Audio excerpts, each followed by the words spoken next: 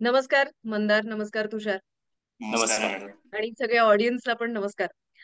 एक फार interesting workshop सुरू होणार आहे, ज्या वर्कशॉपची दरवर्षीच आस असते सगळ्यांना, आणि तो आहे मनी उपासना.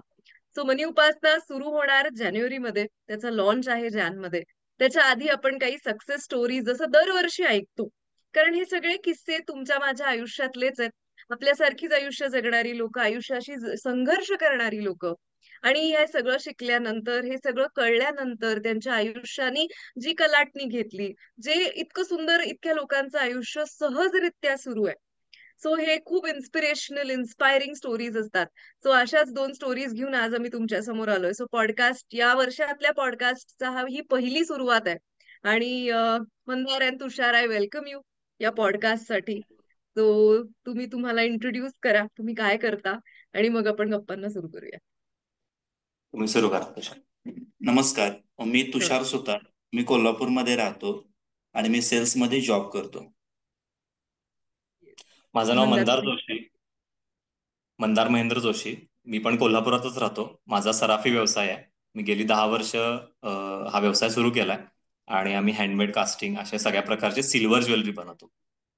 Okay, great. तो आपण आधी तुषारपासून सुरू करूया. तुषारचा प्रवास फारच इन्स्पायरिंग आहे.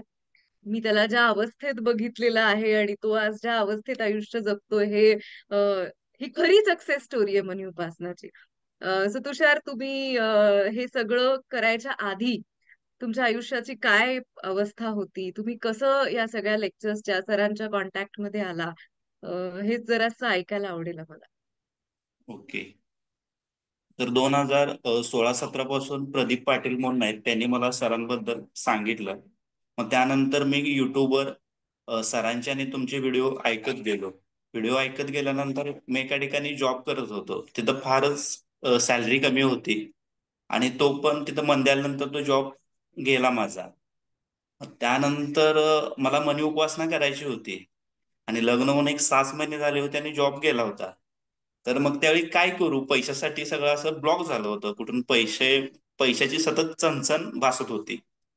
तर मग त्यावेळी मी स्लायडिंग विंडोच्या हाताखाली काम करण्यासाठी गेलो. तर पर डे तिथं फक्त मला ₹200 पगार देत होते. मला आणि आठवतं, आपण ते ह्याच वेळेला कन्सल्टिंगला भेटलो होतो वाटतं. हो हो, त्याच वेळी भेटलो होतो. आणि त्यानंतर मग ते ₹200 पगार होता, पण ते आठवड्याचे पूर्ण दिवस भरत नव्हते. सतत पैशाची चणचण चणचण, मेंटली निगेटिव्हिटी मध्ये मला हे फार चांगलं संघर्ष आठवतंय, होता. कारण तुषार मला सांगून गेले की असा असा पगार आहे, आणि मलाच इतकं हे वाटत होतं की अरे तुषार, फीस तरी कशी देणार आहेत. म्हणजे त्यामुळे मला हे इतकं ह्यानी लक्षात आहे, हा किस्सा जो त्यांनी मला सांगितला त्यावेळेला. आणि मग पुढे आय थिंक महिन्याभरातच मला वाटतं ओपन सेशन मध्येच तुम्ही सांगितलं की तुम्हाला जॉब लागला. आणि हो. तो प्रोटोकॉल तुम्ही दिल्यानंतर मला सांगितलं होतं की एक महिनाभर कंटिन्यू कर. मग तो 8 दिवस कंटिन्यू केला आणि मला नवीन जॉब लागला. हो, हो, आणि मला. तिथं सेल्स मार्केटिंग मध्ये. मग तुम्हाला फोन करून बोललो होतो त्यावेळी मी. हो, हो, हो. आणि याच्या आधी मनी उपासना करायची फार इच्छा होती. मग सरांना पण भेटलो होतो. मग सर म्हणते क्लेन्झिंग सुरू कर. मग क्लेन्झिंग सुरू केल्यानंतर मग तुमची अपॉइंटमेंट घेतली. मग तुम्हाला भेटलो. मग त्यानंतर जॉब लागला. जॉब लागल्यानंतर पैशाची गणित सुटायला लागली सगळ्या असे, म्हणजे व्यवस्थित सुरळीत सुरू झालं. सुरळीत सुरू झाल्यानंतर मी तुमचे पेड वर्कशॉप पहिलाच केला, तो मनी उपासनाचा केला. तर तो मनी उपासना वर्कशॉप केला आणि तिथं पहिल्याच वर्षी मला कंपनीने 30% इन्क्रीमेंट दिली. मग त्यानंतर आयुष्य जे आहे, म्हणजे पैशाचा संघर्ष लिटरली संपला. आणि अजूनपर्यंत संपलाच आणि आता म्हणजे निवांत आहे असं. म्हणजे ती चणचण अजूनपर्यंत, तेव्हा जी चणचण भासत होती ती अजून कधी भासलेली नाही. पैशाबद्दल जो संघर्ष तो पूर्णपणे संपला. मला आठवतंय तुषार, आय थिंक आपण लास्ट आत्ता भेटलो होतो अलीकडे, की मला इतका आनंद झाला की एक एक व्यक्ती अशा परिस्थितीत आली होती की ₹200 दिवसाचे, आणि तुषार मला इथे विचारतायत की मी आता माझं फायनान्शियल प्लॅनिंग कसं करू. हे मला इतका आनंद झाला की म्हणजे मी किती पैसे स्वतःसाठी दरवर्षाला बाजूला काढू, मी किती पैसे इन्व्हेस्ट करू, आणि मी किती पैसे माझ्या आयुष्य अपग्रेड करण्याकरता वापरू. म्हणजे, आणि हे इतकं पटपट घडलेलं आहे. मला वाटतं एक 4-5 वर्षाचाच हा अवधी आहे सगळा, की ज्याच्यात हे सगळं घडलं. सो तुषार, पण या सगळ्यामध्ये तुम्हाला काय असे इन्साइट्स कळले जे मनी उपासनामधनं किंवा हे सगळ्या सेशन्स मधनं, ज्यांनी खरंच हे सगळं जगण्याकरता आणि हे फॉलो करण्याकरता तुम्हाला मदत केली? सुरुवातीला म्हणजे क्लेन्झिंग जेव्हा सुरू केलं किंवा तुमचे प्रोटोकॉल किंवा व्हिडिओ असू देत किंवा पेड वर्कशॉप किंवा फ्री वर्कशॉप असू दे, तेव्हा क्लेन्झिंग केलं त्यानंतर काय झालं सुरुवातीला थोडं शांत वाटायला लागलं आतून. हम्म. शांत वाटायला लागलं. म्हणजे ते क्लेन्झिंग होईल तसं आत मी क्लेन्झिंग करतोय आणि बाहेर ज्या गोष्टी आहेत त्या त्या गोष्टीमध्ये मी संघर्ष होता तो संपत गेला. म्हणजे पैसे नव्हते पण पैसे यायला लागले. म्हणजे सगळ्याच गोष्टी म्हणजे पैशाचाच विषय नाही, सगळ्याच गोष्टीला सहजता आली. Okay. Very nice. Very nice.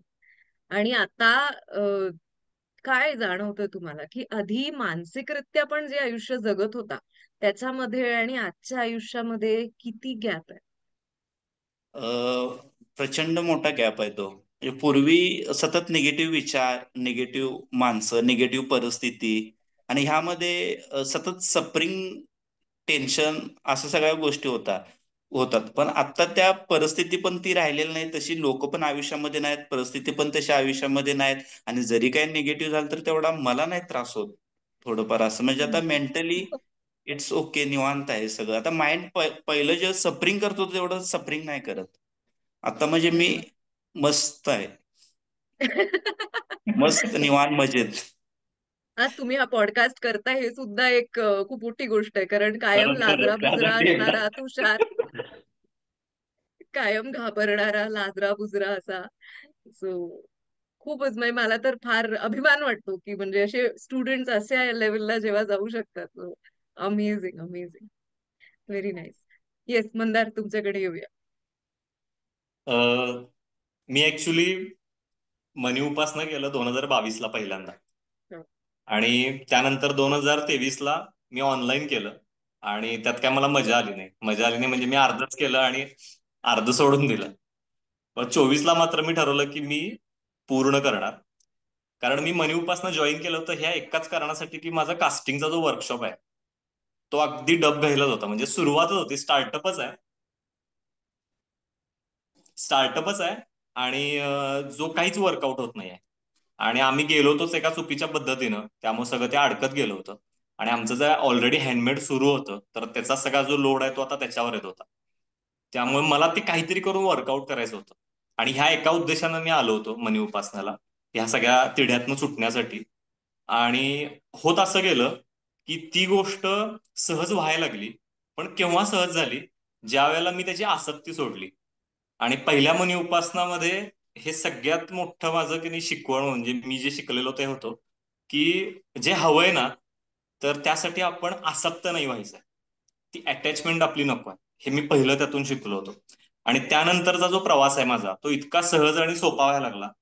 जसं की पैसे आयुष्यात आपोआप यायला लागले. ते तर म्हणजे मनी उपासनाचं खूप मोठी आणि लोकांना फार अशी हवी हवीशी वाटणारी गोष्ट आहे की पैसे आपोआप यायला लागले. आणि एक सेल्फ वर्थ जी होती म्हणजे दर मनी उपासनामध्ये सेल्फ वर्थ वरती आपण काम करतो तर ती सेल्फ वर्थ वाढली. आणि त्यामुळे मी स्वतःवरती खर्च करायला लागलो.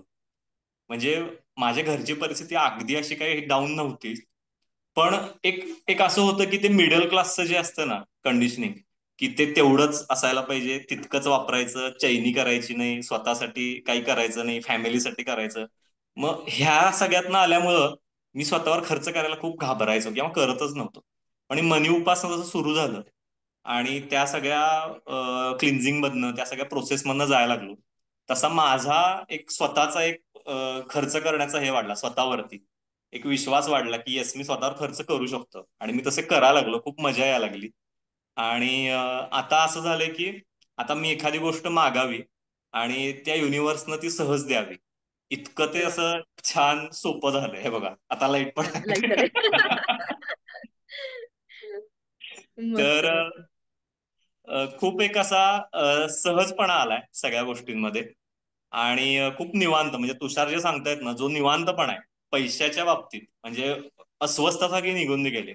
अस्वस्थ अजिबात होत नाही पैशाला घेऊन. परिस्थिती बाहेर काही येऊ दे, पैसे कितीही अडकून असू देत किंवा आत्ता बिझनेस माझ्यासमोर दिसत नसू दे, पण मी रिलॅक्स आहे आणि ते येणार आहेत हे मला नक्की माहिती आहे.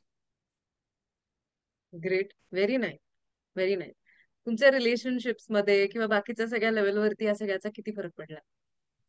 खूप. म्हणजे रिलेशनशिप बाबतीत माझं असं होतं की मी प्रत्येकाच्या मागे लागायचो सगळ्याच गोष्टींसाठी. आणि माझा एक हट्टी स्वभाव होता, माझ्याच म्हणण्याप्रमाणे झालं पाहिजे. एक एक वृत्ती होती. आणि ती हळूहळू हळू रिलीज होत गेली, हळूहळू ती निघून गेली. आणि आता मी स्वतः पण जगतो आणि दुसऱ्याला पण जगू देतो लिटरली, कारण हे माझ्या हे माझं मलाच रिअलाइज झालं खूप मोठं. कारण सगळ्यांकडून रिस्पॉन्स असा यायला लागला आणि माझा पण रिस्पॉन्स बदलल्यामुळं त्यांना पण छान वाटायला लागलं माझ्या कंपनीमध्ये. आणि सगळ्यात एक मला सांगावीशी अशी गोष्ट वाटते, म्हणजे खूप महत्वाची आहे माझ्यासाठी तरी. कारण 2022 पूर्वी मी एक घुसमटलेल्या अवस्थेत होतो. म्हणजे मला जे व्यक्त व्हायचंय, मला जे सांगायचंय, मला जे वाटतंय, हे बोलायला आणि हे ऐकून घ्यायला माझ्याकडं माणसं नव्हती. आणि काय सडन चेंज झाला माहिती नाही. एक शंका मला होती आणि त्याबद्दल मी सरांना मेल केला होता. त्याच्यासाठी सरांनी मला मार्गदर्शन केलं होतं आणि त्या सगळ्यामध्ये काहीतरी असं रिलीज झालं माझ्यातून की त्या मीटिंग नंतर किंवा त्या सरांच्या त्या सेशन नंतर खूप काही बदलायला लागलं. आणि माणसं अशी आपोआप माझ्याकडे यायला लागली. आणि जशी मला हवी होती तशी माणसं, म्हणजे ती स्पिरिच्युअलिटी मधली असतील, बिझनेस मधली असतील, मित्रांमधली असतील, कॅज्युअल अगदी फ्रेंड्स. तर ही सगळा असा ओघ माणसांचा वाढायला लागला. आणि मला त्याची मजा यायला खूप, कारण मी त्यासाठी तरसत होतो लिटरली. आणि ते आता त्या बाबतीत मी खूप श्रीमंत आहे माणसांच्या बाबतीत. रिलेशन खूप व्हेरी सुधारले. Nice, very nice. या सगळ्यामध्ये जे काही स्पिरिच्युअल इन्साइट्स मिळाले, कारण हे सगळं शेवटी जसं जसं आपण अपलिफ्ट होतो, ती एक स्पिरिच्युअल जर्नी देखील आपली सुरू होते.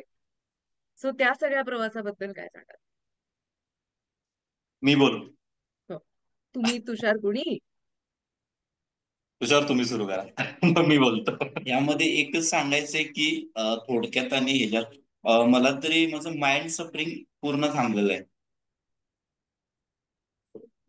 किती अवघड आहे हे. म्हणजे एखाद्याने ऐकलं तर असं वाटेल की असं असं कसं जगू शकतो माणूस, की त्याचं माइंड सफरिंग थांबू शकतं. पण हे खरं अस्तित्व असू शकतं आपलं, की आपण काम करतोय, आपण सगळं करतोय, करायचंच आहे आणि ते आपल्याला. तुमचे शेअरिंग ऐकल्यावरती ऍक्च्युली बऱ्याच जणांना हा प्रश्न पडू शकतो, की आपोआप पैसे येतात म्हणजे काय होतं नेमकं? म्हणजे असे कुठून पडतात पैसे, काही गबाड लागतं, काय होतं एक्झॅक्टली? पण आपल्या आतला जो सगळा तंटा आहे तो असा थांबून जातो, की आपण जे काम करतोय, जे सगळं करतोय, त्याचे प्रश्न आपल्यालाच सुटायला लागतात आणि ते काम काम वाटतच नाही, ती मजाच वाटायला लागते. आणि तुम्ही हे अनुभवलंच असेल प्रत्यक्षात दोघांनी देखील, की जसं जसं आपण इव्हॉल्व्ह होतो, आपल्या प्रवृत्ती जशा बदलतात, तसं तसं आपल्या आयुष्यात पैशाचं रिफ्लेक्शन बदलत जातं.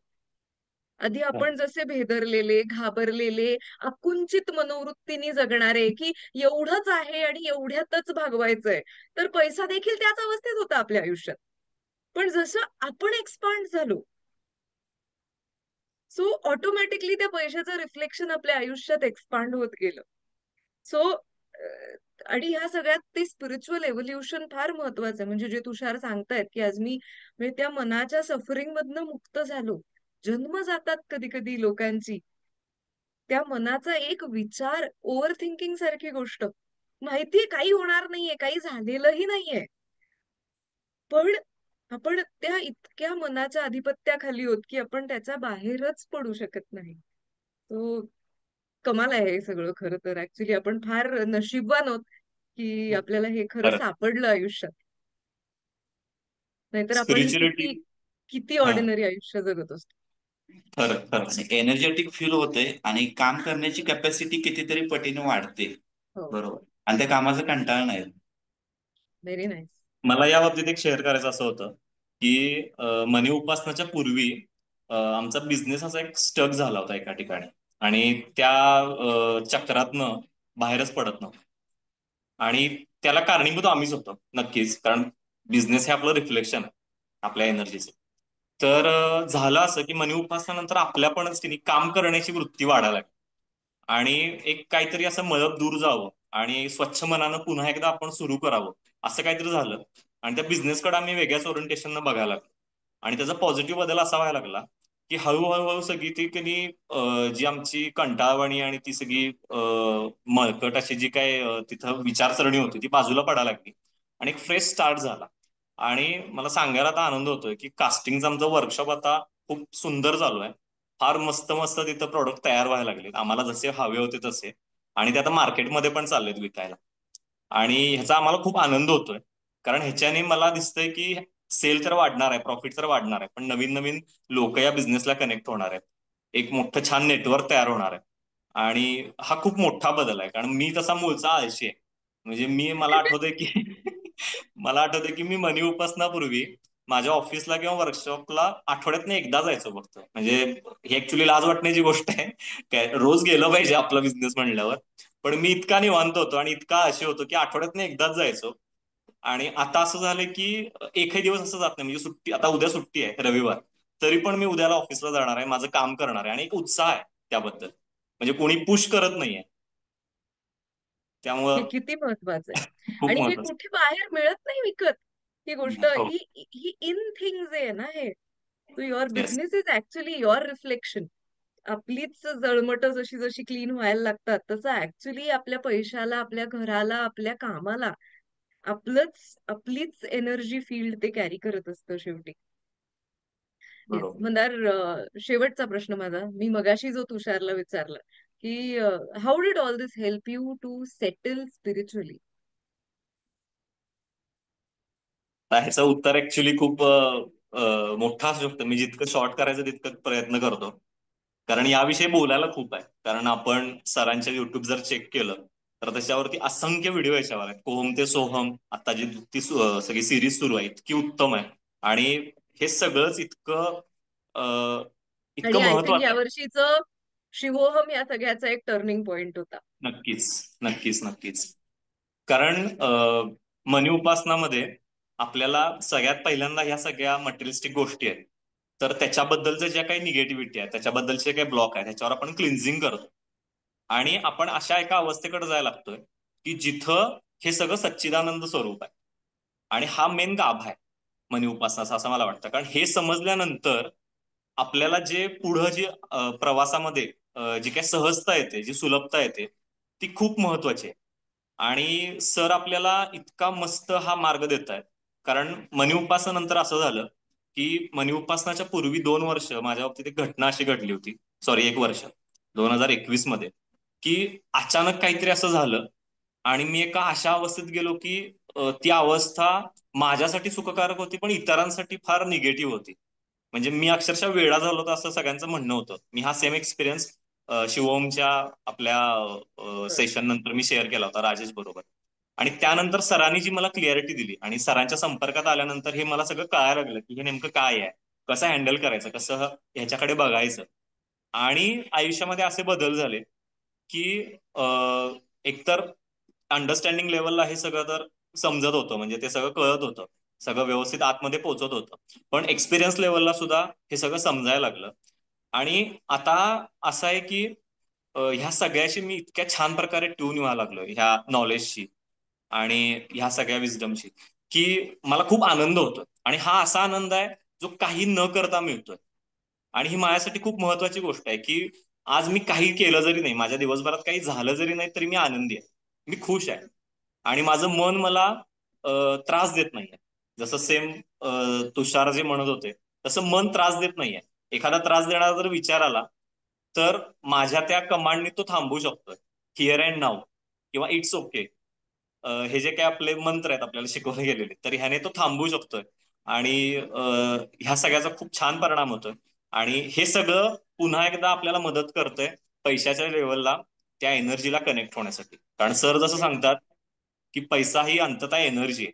आणि जर ती एनर्जी आहे तर त्या एनर्जीला ट्यून होण्यासाठी आपण प्युअर होणं गरजेचं आहे. आणि मनी उपासनामध्ये आपण जी शिकतोय, स्पिरिच्युअलिटी जे शिकतोय, त्याचं जे काय अंडरस्टँडिंग आपण घेतोय, तर ती आपल्याला पुन्हा एकदा त्या एनर्जीला, पैशाच्या एनर्जीला ट्यून होण्यासाठी आणखीन ताकद देते असं मला वाटतं. व्हेरी वेल सेड. फार सुंदर मांडलेस मंदार.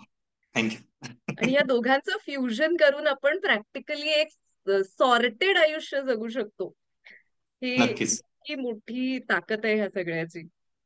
तो थँक्यू मंदार, थँक्यू तुषार.